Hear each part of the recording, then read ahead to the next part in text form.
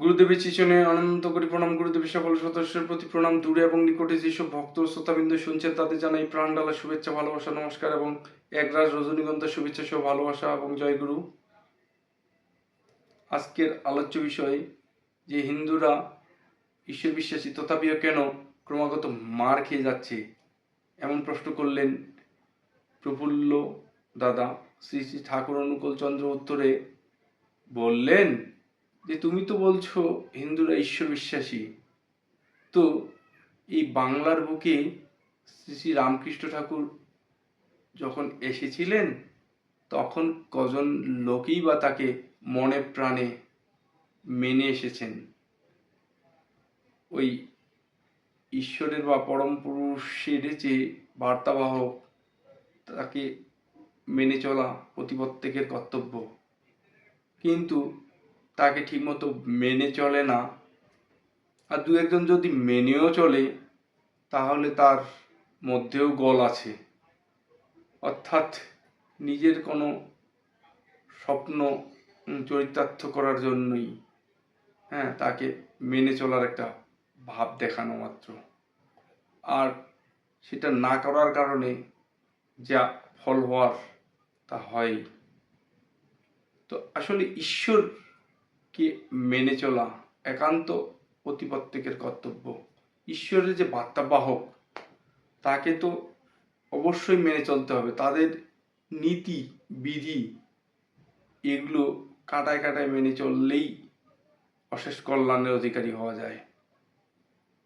ঠাকুর বাণী দিলেন যে ঈশ্বর তোর পরম বিধি, বিধি ধরেই সিদ্ধি পায়, আর বিধির বিপরীত হলে জানিস আসে বিপদ পাই পাই। তাহলে ঈশ্বর তোমার পরম বিধি, আর বিধি ধরেই সিদ্ধি পায়, মানে সিদ্ধি পাওয়া যায়।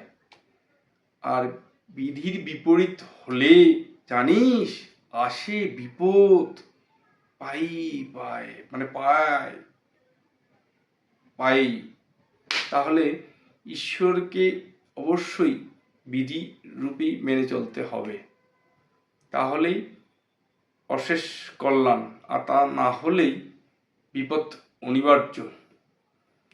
তো ঈশ্বরের ইচ্ছা তেমনিও হবে যেমনিও চলবে তুমি, আর ফসল তোমার তেমনই ফলবে যেমন উর্বর ভূমি। ঠাকুর স্পষ্ট করে বললেন। তো ঈশ্বরের যে ইচ্ছাটাও তেমন হবে যদি আমরা ঈশ্বরকে ঠিক ভাবে মেনে চলি, বা ঠিক আমরা যা চাই সেই মতো করে কর্ম করার চেষ্টা করি, তাহলে ঈশ্বরের ফলটাও তেমনটাই হবে। তাহলে ঈশ্বরের কর্তব্য সঠিক মতো করে করতে হবে। নীতি যে দিয়েছেন বিধান, সেই বিধানগুলোও কিন্তু কাটায় কাটায় মেনে চলার চেষ্টা করতে হবে, এদিক ওদিক যেন না হয়, আর তাদের প্রলুব্ধ যেন না ভাবা হয়। ঈশ্বরের যে বার্তাবাহক আছে তাদের সদ্গুরু রূপে তাদের যে দীক্ষার মধ্য দিয়ে, দীক্ষার সাথে শিক্ষা গ্রহণ করে, তাদের নির্দেশে, তাদের নির্ধারিত পথে চলার চেষ্টা করতে হবে। তা না হলে বিধির যে বিধানের বাইরে গেলে, নিয়মের বাহিরে গেলে তো কি, ওই যে বলছে প্রশ্নকর্তা যে ঈশ্বর বিশ্বাসী তথাপিও ক্রমাগত মার খেয়ে যেতে হচ্ছে, তো মারটা তখনই হয় যখন অনিয়ন্ত্রিতভাবে চলন হয়, আমাদের নীতির বাইরে যাওয়া হয় যখন, এমনটাই তখন ঘটে আসে। কারণ ওই ঈশ্বরের যে বার্তাবাহক বা সদ্গুরু, যুগোপযোগী অবতার, তাদের কাছ থেকে ওই আদর্শের শিক্ষাটা পাওয়া যায়। তারা চায় প্রত্যেক ভক্তরাই যেন হয়ে ওঠে একটা আদর্শবান, যে আদর্শ নিয়ে চললে জীবনের কখনোই সমস্যার সম্মুখীন হতে হবে না, সকল ক্ষেত্রেই সমস্যার সংকুলন হয়ে উঠবে, মানে সমস্যার সহজেই সমাধান হয়ে উঠবে, এমনটাই তার ইচ্ছা হয়। শুধু একটু এগিয়ে গিয়ে বিশ্বাস করলেই হয়।